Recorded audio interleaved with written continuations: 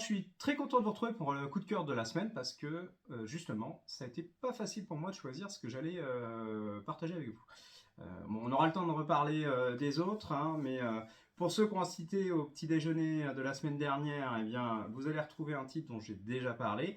Et pour tout le monde, eh bien, je vais vous mettre en lumière justement un nouvel album qui est un album peu commun dans le sens où on a une histoire de vie, on a une histoire qui est plongée dans l'actualité quelque chose aussi qui est très éclairant.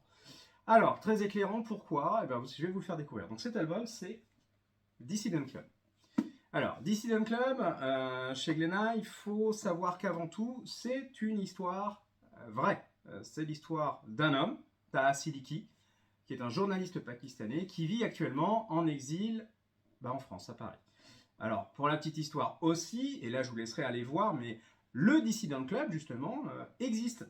C'est un bar qui, justement, accueille, est un lieu de croisement pour les réfugiés et les dissidents de tous horizons et origines, donc à découvrir.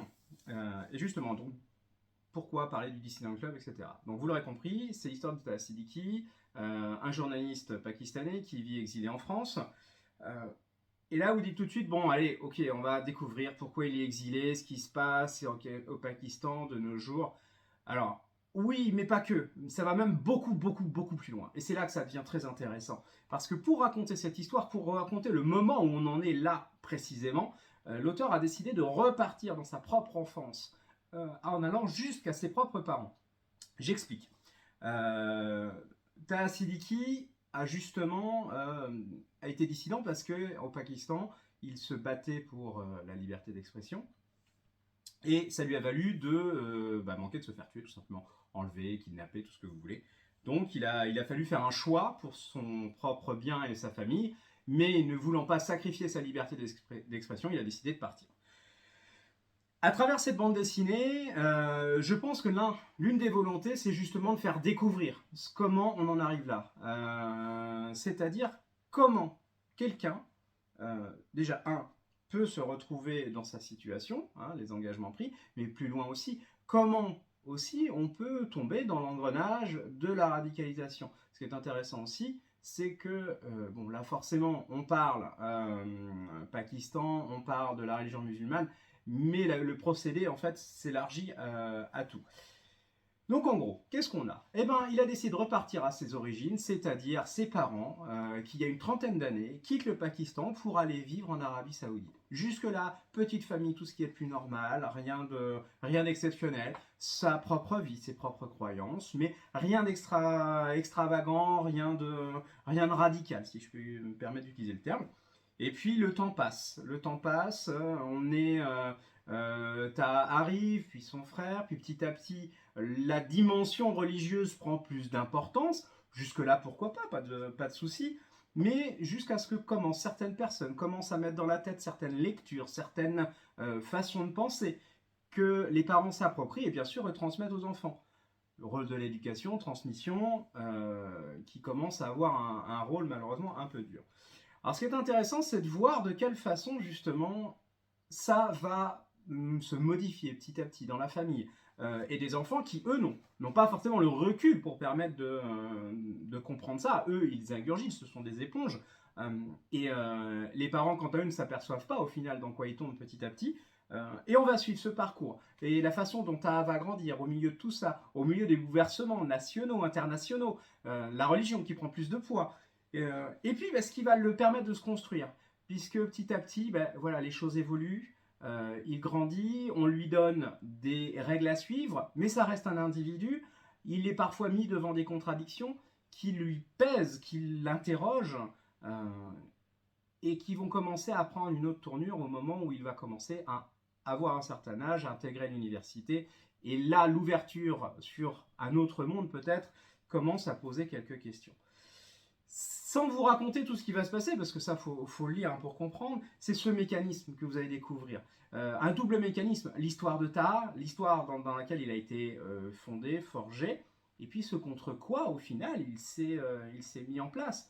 Faut pas oublier que ça va avoir de sacrées répercussions sur sa famille, il en parlera nettement mieux que je ne pourrais le faire. Euh, Puisque pour arriver à ce point-là, vous imaginez bien qu'il s'est mis en porte-à-faux avec sa propre famille. Euh, mais aussi de voir comment, au sein d'une culture, quelle qu'elle soit, on peut petit à petit se retrouver embrigadé tout en étant persuadé d'être de bonne foi. Euh, c'est toute cette mécanique qu'on va découvrir, ces dangerosités qui parlent sur l'expression de liberté de chacun. Et c'est un petit peu tout ça qu'on va trouver dans l'histoire de Dissident Club. Donc c'est franchement un album éclairant. Donc c'est très rare d'avoir des ouvrages de cette qualité-là. On est sur de la biographie, il ne faut pas oublier que même si on a donc le dessinateur Hubert Maury, mais qui est avec Taha Siddiqui au scénario, il y a quand même une construction commune. Il faut vraiment voir qu'il y a vraiment une volonté d'explication et de découverte, parce qu'on découvre vraiment pas mal de choses. Et pour une fois, c'est bien d'avoir une vue de l'intérieur, très loin de ce que les médias peuvent nous transmettre, qui sont certes éclairants, mais parfois, malheureusement, encore une fois, on retrouve le cas de la culture, parfois un peu partisan. C'est intéressant d'avoir un contrepoids et d'avoir aussi une explication, sachant qu'en plus, on parle encore une fois de quelqu'un qui s'est opposé à tout ça et qui l'a fait découvrir. Encore une fois, un auteur et un journaliste qui a quand même eu le prix Albert Londres, excusez du peu. Donc, bon, pas à prendre avec des pincettes, je pense, mais une façon de découvrir quand même pas mal d'histoires et pas mal de pages d'histoire. Mais c'est en même temps, c'est passionnant. Et ce qui est intéressant, et là j'en viens avec la petite originalité, c'est que malgré le sujet, que pourrait être effectivement très lourd, il a réussi, et ça je pense que c'est l'alliance des deux, et le dessin aussi d'Hubert Maury, à faire une espèce de légèreté. Il y a pas mal de petites pointes d'humour de tous les jours, de petites saveurs de tous les instants, qui permettent de relativiser tout. Et franchement, c'est assez agréable, tout en apprenant. Et vous savez que c'est quelque chose que j'adore faire partager avec vous. Voilà, donc si vous avez besoin d'en parler, n'hésitez pas, vous savez où me trouver. À partir de là, n'hésitez pas à le découvrir, parce que même au niveau du dessin, ça ne va pas être sans vous rappeler, allez, je vais aller dans les grands mots, mais du Fabien Toulmé, ou encore de l'Arabe du futur, du Riyad Satouf. On retrouve cette ambiance-là, cette originalité-là. Donc je vous conseille fortement de le découvrir. Donc, bonne lecture, à très vite et à très bientôt.